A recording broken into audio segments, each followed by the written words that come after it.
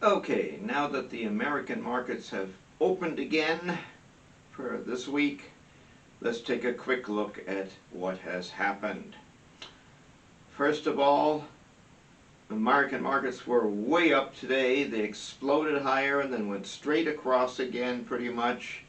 So far, the absolute classic form of a classic bear market bounce again, an upward correction. This is not at all surprising coming out of a holiday weekend. It often happens.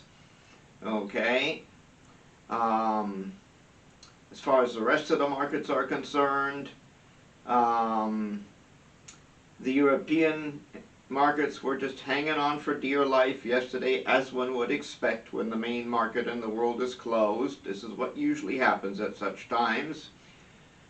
Today, during their day, they tried to do a bounce. It worked in the morning, came right back down in the afternoon. They ended up at about zero again. Okay, unlike the American markets today, which, as I noted, exploded way upwards in a classic bear market bounce so far. The Asian markets also went up during their day.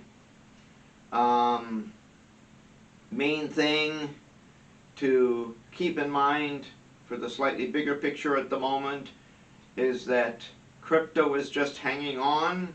Bitcoin continues to just try to hang on desperately at around 20,000.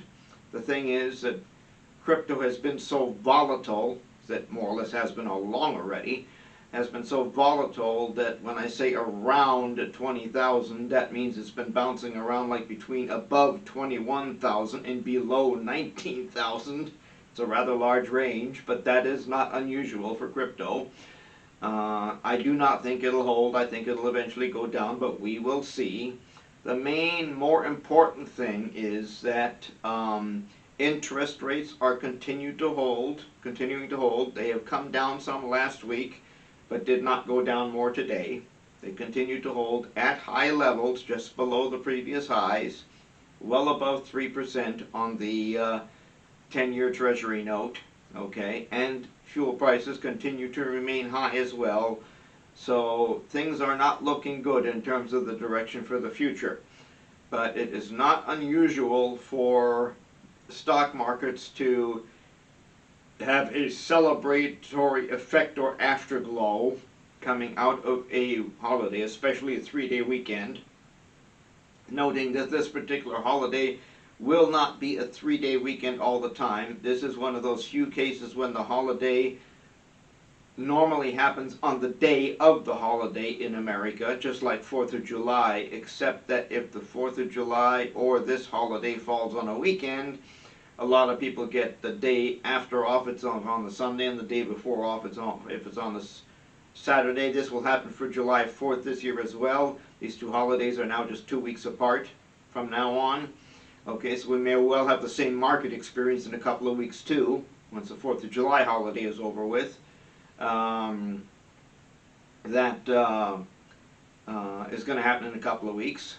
Okay, but for now, it had the holiday afterglow in the market this time around, and it showed. The market exploded upwards in no uncertain terms this morning, right on the open. Futures were already way up. It was indicating that. And it often takes as much as a day or two, or even more, depending on circumstances, for that holiday afterglow to dissipate and to go away, and for day-to-day reality to start kicking in among the traders again as well.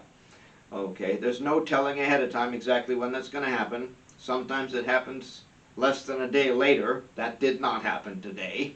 Okay, I think it's because, especially since the Dow is right at 30,000, or I should say was right at 30,000 going into the holiday weekend, that the traders are absolutely determined, as I said before already, they probably would be, to try to hang on to Dow 30,000 any which way they can.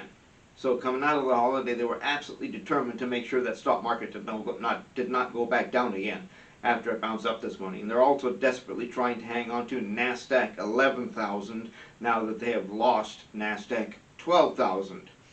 So we'll see how long that can continue to be an influence before the real world takes over again in terms of what's actually really going on out there overall in the big picture, and starts causing the mood to sour on Wall Street again, which I know for sure is going to happen sooner or later in the not too distant future. It's virtually certain given what's going on out there. But it remains to be seen exactly when it'll kick in. The main reason I did this video today is to simply point out what I pointed out at the beginning, that it is not at all unusual, in fact as far as I can remember happens more often than not, that no matter what was going on going into a holiday, especially a 3-day weekend like this one was, the market will bounce up coming out of the holiday, which is exactly what happened today again too. The question is how long the bounce lasts. Often the bounce only lasts a couple of hours. Okay, it's long since over with by the end of the day. That did not happen today. They hung on all day long. But again, I think the main reason why is because the market indexes are at such critical levels, were at such critical levels going into the weekend, and so they're hanging on for dear life, trying to hang on to those numbers. Okay? They are big numbers. I do not question that. That's absolutely true. They are big numbers. They are very important numbers, especially in the Dow, bearing in mind that 30,000 is the first truly big round number on the way down from the highs the index reached not long ago. So from the point of view of the traders, and probably even from the point of view of the population as a whole, Dow 30,000 is tremendously important. As it goes much lower than that, in all likelihood, the population of the country will begin to realize that something is seriously wrong. Okay, I think the Dow traders know that, so they're pretty desperate to hang on to that number. We'll see how long they manage to continue to do that coming out of the holiday, as we now have. So we'll see over the next few days how things develop in that regard, and then go from there. Again, however, bearing in mind, because of how this new holiday that just happened falls, date-wise, it happens just a couple of weeks before the 4th of July holiday, which has been there, of course, from the beginning.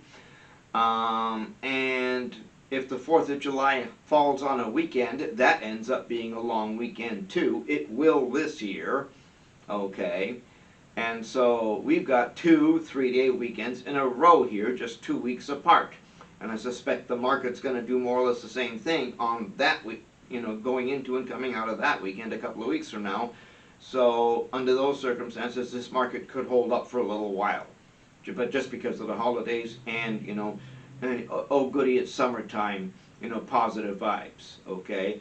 So we'll see how long it takes this time, helped along by 2 holidays. It's never happened before that 2, especially in this country, but in other countries in general too, that 2 holidays end up happening that close together, okay? But it is happening this time. And so we've got the holiday feeling plus the summer, the beginning of summer feeling going on at the same time, and so that might help things along. We'll have to see how long it takes this time as a result. It will not hold up for a very long period of time. Under the practical circumstances of what is going on these days, that is impossible. Okay, but we'll have to see how long it holds up under the current immediate circumstances, given the totality of the influences that are going on, including the quote-unquote positive ones, in other words, the perceived positive ones. The good vibes coming out of a long weekend are ultimately just perceived influences, especially if there's a lot of bad stuff going on at the time, because what the people are trying to do is forget those things while the holiday is going on. But obviously those things don't go away right away, so sooner or later we're going to be facing them again, and then we'll have to see how the markets react under the circumstances. Probably not well, but with 2 holidays going on, plus the beginning of summer, this could take a little while. We'll have to see how it happens and how long it takes.